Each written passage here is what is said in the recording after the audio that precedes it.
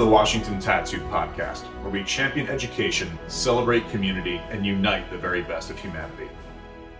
Fueled by world-class military precision and cultural excellence, Washington Tattoo produces unforgettable, immersive experiences, creating an atmosphere for people, organizations, and businesses to connect, network, and build impactful relationships. We invite you to listen to this episode of the Washington Tattoo Podcast, where the world's musical traditions come to life. Thank you so much for joining us.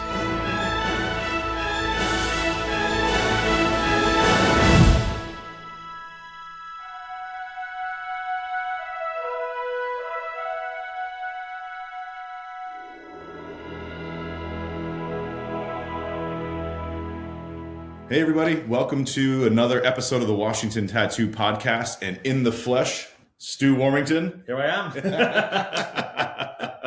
So we figured we'd make this one a fun one, and it's just an interesting holiday episode. We're in town, so Stu is in town this week for the BABA Luncheon, the British American Business Association luncheon for Christmas, and it was co-hosted with the ambassador to the U.S. from the United Kingdom, Dame Karen Pierce. It was just a great time, and so we figured we'd just take a moment to capture this time frame, chat about Christmas traditions and things that happen in our families, the differences between maybe some traditions in the UK and the US. So I'm ready to dive right in. I can't wait. And you always ask me about the weather, and this is great. We've got sun. This is December. We got sun in December. I don't see this, so this is a novelty straight away. Yeah, Virginia weather in around December time is very strange. Sometimes it's very warm. Like today, I think it's close to 60 degrees. And then other times it's freezing. So, I mean, you never know what you get in Virginia. It's fantastic. Well, awesome. So Christmas obviously in the U.S. is a mixture of all the different cultures and different traditions that we have. But we get a lot of it, I think, from the U.K. that obviously goes back, hundreds of years. So, I mean, what are some basic traditions that you celebrate around the holidays? Okay, I think the first one probably begins on the 1st of December. We all have advent calendars. Obviously, it's a lot commercial now. When I was young, it was just a calendar with a picture behind, which I still love now. I don't like chocolate calendars. But obviously, our kids have chocolate calendars. But even now, commercial calendars range anywhere up to £1,000 now, depending on what you put in it, where you get them from. Right. So very luxury calendars when it's just meant to be about the advent of Christmas. So I think that's day one. That's when Christmas has arrived, and the radio stations start playing Christmas music. So you're driving into work, and it's a whole month of build up, ready for Christmas. So the advent calendar is day one. That's when December started, and then it's just a case of the shops opening later for Christmas shopping, build up of traffic as you go to the supermarkets and shopping centres, and then for us, I think the first sort of big tradition we do is Christmas Eve. Our kids get to open one present, and it's always the same. It's always new pajamas, so they go to bed all fresh, and they wake up with new Christmas pajamas. That's the main tradition for us. And then obviously when we break into Christmas Day, we have a few others. But what about yourself? Do you have any? Yeah, no, lots. I think it's starting. I mean, honestly, with the Advent calendar, it's interesting because as kids, you start with something maybe fun where it's just a little picture, or now kids get Legos and they can build a Lego per day. And as you get older, you hope it's like maybe a little bit of a nip with some Baileys or some Jameson. So each day you have a little bit of a gift. But Christmas cards are always huge. And that's something that's really special. Even today, this one came in the mail from Jason Barrett, the new CEO of the Edinburgh Tattoo. So congratulations to Jason and that incredible appointment with the Royal Edinburgh Military Tattoo. Super proud of you and can't wait to continue this beautiful relationship. But Christmas cards are very special. And one of the things that I love is that we've built this relationship with military musicians from around the world. And we get Christmas cards each year from France, from Finland, from Singapore. And honestly, it's incredible to think about those connections. And so that brings kind of the world to this very really small place for the kids. And my son and my daughter, both my sons, will say, who is that from? What's their story? And then we start to talk about how Christmas is global and it's just tradition, but then also talking about the other holidays that surround Christmas, Hanukkah, Kwanzaa, and things of that nature. Because in the U.S., down the street from me, you have families from every type of background. So honestly, that's a big piece. The Christmas music that comes across is huge. I grew up in a very my parents did not play music, but they always played music on the radio and things like that. But my grandmother was a huge Perry Como fan and would listen to Perry Como, Dean Martin, Frank Sinatra, and I mean Bing Crosby, the classics. And so I have a really hard time actually adapting to new versions of Christmas music. I love those like traditional Christmas songs. So those are the big ones from our side. So I went to, took the wife to Basel for the Christmas markets over there. Mm-hmm.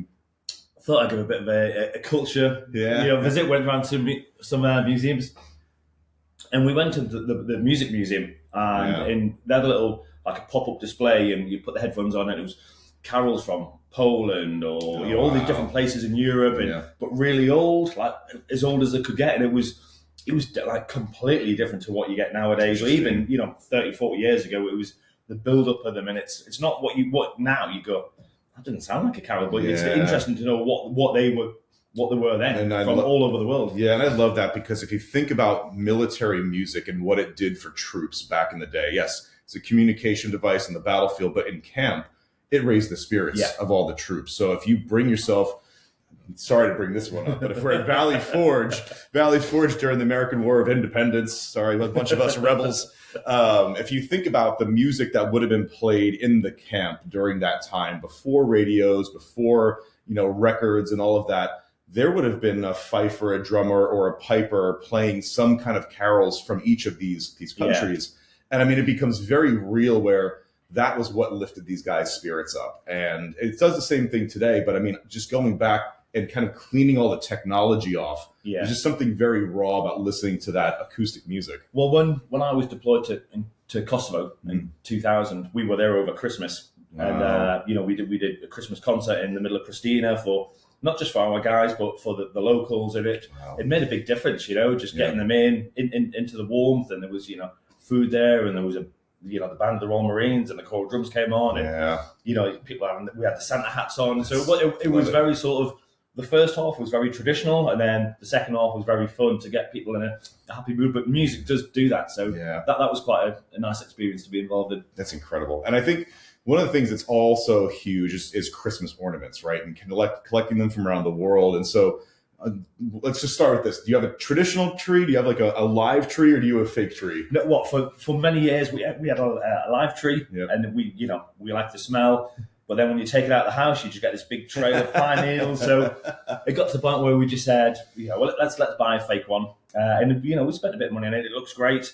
I think we've had it about 8 years now. So I think this is the last year. We started off a routine of, I can't remember where we were. We got one ornament from somewhere to go on the tree, and then that started of everywhere we go somewhere, we'll get we go once a year. We'll get one or two ornaments a year to go on the tree, and we make a big fuss of it. And from all over the world, from Basel, America. I spent a lot of time in Bethlehem, the Christmas city. So we've had a couple from there. Yeah. So every time me and my wife go away, we'll find an ornament to take with us. But even from the UK as well. It's not just abroad. So that's great. But Bethlehem, Pennsylvania, right? Yeah. Not Bethlehem. Okay. No. Yeah. Bethlehem, Pennsylvania. And again, like great. I've heard this Christmas market that's there is just incredible. And even most recently at the Babel lunch, Carolyn Johnson runs Green Island Bakery, and she goes there, and she was talking about it. And there's this kind of beautiful synergy also with Liberty High School and the band. It's the Grenadier Guards. Yeah, Liberty High School Grenadier Band. Yes. So I mean, there's some really great traditions there. But same thing with us. We did a traditional, live tree for so many years. Same thing. My parents, my mother passed, but my father still will do a tree like that. But my wife said, I'm not cleaning up anymore freaking pine needles.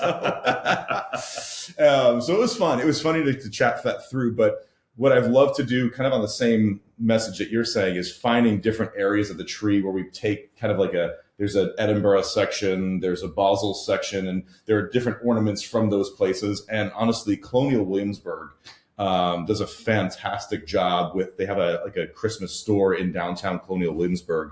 And, there's fifers and drummers, there's the old taverns. And so we have that on the tree, but we also have a Colonial Williamsburg town mock-up. So it's the Colonial Williamsburg with the ceramic buildings and the carolers and the little fife and drum corps marching through. So that's something my grandmother, not only my grandmother, our kid's grandmother, my mother-in-law, Grandma Carmi, shout out to Grandma Carmi. She loved having that in her house. And the first Christmas that I visited her and I saw that, I said, it's beautiful. And she just said, look, that's one of my presents to you. I want to get you some of these. And so every year we put this Williamsburg setup, but this year was really special because my 10-year-old son, Hudson, wanted to put it together. He showed me as soon as I came in. He was very proud of it. Yeah. So, again, it's getting that tradition, getting your kids involved, and why is that important? What's the story behind it? Yeah. And I think that's really what Christmas is all about, is that you get to a certain age and you realize it's not about you, and you look for that joy in your kids' eyes, and then you hope that one day they pass it on to their kids. Yeah, well, so I'm looking forward to a new tree, because the tree we've got, although it's a fake, it's not pre-lit. So we've got to put... And there's many been arguments on how these lights go on and whether it's right or whether it's wrong. Obviously, mine's always wrong. So, the new Christmas tree will be pre-lit, so that's going to make my life so much easier. I love it. Well, so getting into Christmas foods, and let's say starting Christmas morning, do you have any traditions for Christmas morning? Well, the kids know before they open a present, I need a cup of coffee. Yep. They know they come down, they put the kettle on straight away, because obviously they want to get stuck in. But we always have stockings. That's always the very first thing. And stockings are just, for the UK, little presents, nothing very expensive, but they always contain chocolate money. Okay. So that's always a thing. Chocolate money meaning like little bits of chocolate wrapped in like a foil. Yeah, so it looks like money. Okay, and that goes from the old days where they used to put a little, like a tuppence in the stocking. Oh, interesting. I always have a terry chocolate orange, which is I think it's made by Nestle, I'm not too sure, and it's just a chocolate orange, and it's solid, but you've got to tap it to break it open. Oh, that's so cool. That's always in, but that goes from the days when you used to put like some fruit in, so it's just expandable. Yeah. So the Terry's chocolate orange and the clones, that's always the staple, and then there's just a few little presents. So that's the first thing, and then we'll maybe have a little bit of breakfast, some cereal or some toast, and then we'll go on to the big presents. Interesting, because there's always an argument in our house what to start with, coffee or mimosas. And as each year goes, I think we actually lean more towards the mimosa side. We haven't gotten to the Bloody Marys yet. That's more for football tailgating season. But yeah, no, we wake up every morning. Of course, the kids go crazy because they wake up first and they run downstairs. And I think there's magic in that because, it's the whole belief in the Christmas spirit, believing in Santa Claus. And that's such a powerful thing for kids. And so anyway, the thing I love about it is when the kids come down, they'll have their last day. So we do instead of an advent calendar now with all the Legos, we've done this Christmas countdown where there are blocks with the numbers on. Yeah. The kids take the blocks, they do the numbers. And what's fun about it is once they get to day 0, they absolutely go bonkers and lose their mind. But typically we'll make pancakes, do bacon and eggs, that kind of thing, kind of a standard American breakfast. But then the hard thing is my in-laws used to trade presents. So it was always a 1-for-1 kind of around the circle. And that means you had to have done your homework to make sure you got the right amount of presents for everybody. So as the years have gone by, we've kind of gotten rid of that because that's become just a logistical pain in the neck. But the kids are now getting to the point where they love experiences. Yeah. And so my son Hudson loves going to baseball games. Ella likes going to get her fingernails done now. So she wants to be a Disney princess. And so those are fun things that we've started to do to move back into, getting away from more tangible toys and things like that and creating experiences for the kids. Obviously, during the Christmas morning, there's music in the background playing. Absolutely love it. But leading up to Christmas are also usually concerts. Yeah. And a lot of military bands do concerts. Do the Royal Marines also have a series of concerts? Yeah, so Christmas is a great time for the guys. So they call it job card season, which basically means if your name's not on the job card, you're off. So they'll come in for the gig, they'll do the gig, they'll go home, and that's it. So you look at the job card. If your name's not on, you're not in for that amount of time, and you're not working during the day. So it's a great time. They get time with the family, get to do a little bit last minute shopping. But it's the same material. So every concert will be exactly the same. They know exactly what they're doing. And a lot of the concerts are in the same location. So before they even get there, they know the layout, they can plan it. So they literally just get there, turn up, do it, and go away. And it's a great time. That's great.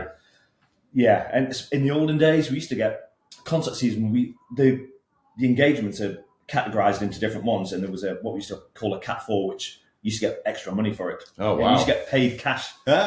So all these ones in December, you used to get extra money. Nice. It was a lot of money paid in cash in your hand, and So that used to go straight towards the family presents, but the MOD said, yeah, we're taking that from now on. So that stopped. But yeah, Christmas concerts are great because it's the same music. They know it's Cavalry of the Steps we play, basically because it's got sleigh bells in, and that suddenly becomes, a Prussian march that's now turned into a Christmas march, anything with the sleigh bell. And it's just a chance for the band to have a bit of fun. They decorate the stands, the music stands, and have competitions in the concerts, who's got the best stand, and the audience interacting. Chance for the buglers to come on with Santa hats and dress up and do the 12 days of Christmas or right. So yeah, it's a time just to relax, have a bit of fun. The seriousness is gone. We still do the opening sequence, which is very much drill deportment and what you expect, and then the second half is just get the audience going, get them ready for Christmas, and play the favorites and just have a bit of Does the corps of drums have a drum solo display? No, we obviously, we got loads that are just committed to memory, and the guys will just pick one. Sometimes at Christmas, they'll put everybody on. So rather than just having 4 or 5, you've got maybe 12 on just to boost it out, and so it looks good. But yeah, normally it's just a quite relaxed run up to Christmas. Well, I have to say, we're going to close out this episode, but another reason why we're here is that this weekend, December 16th, is Wreaths Across America Day. And last night we had the honor of being at the dinner, the send-off dinner, and the trucking industry in the U.S. is just the hero of this entire story. And what the trucking industry does for veterans, what the transportation and logistical folks have to do to make that happen are just... it's just incredible how special that was. I was completely blown away by the whole evening, the stories that were being told about the Vietnam veterans. Yep. But when you find out, they're backing up big trucks of reeves to Warmington, and there's, they're laying over 260,000 reeves. Yeah, that's incredible. I had no idea. Yeah. What they do was so important as well, and it means a lot to them, and it obviously meant a lot to everybody in the room. And, it was quite an emotional night, quite a humbling place to be. Yeah, incredible. My hat goes off to the Worcester family that puts that together every year. And so they've been doing it for such a long time. I think it was something, I don't know how many years in a row they've been doing it, but it's really a special event. And so many of my friends go to Arlington and honor their friends. And so, having folks that have been laid to rest and commemorating that during the holiday season is something we're really proud of. And the partnership we have with Wreaths Across America Radio to share the podcast and get out there is really, really special. So in closing, so to say Merry Christmas, Stu. Merry Christmas. All right. Merry Christmas to all our followers. And hopefully everybody that's enjoying this podcast, please like, share, and then also comment. Let us know what other types of episodes you want us to record, and we'll get that to you. Have a great day, everyone. Merry Christmas. Merry Christmas. Hey, everyone. This is Mark Reilly again. We want to share a great opportunity with you to get your business name out to our listeners.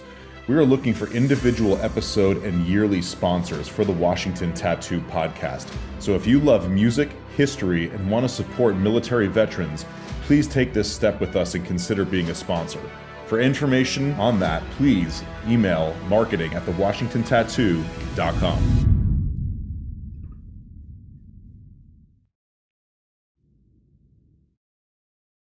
This message is from the U.S. Department of Veterans Affairs. For PSAs on the best services available to veterans, go to VA's new radio outreach page, news.va.gov/outreach/radio.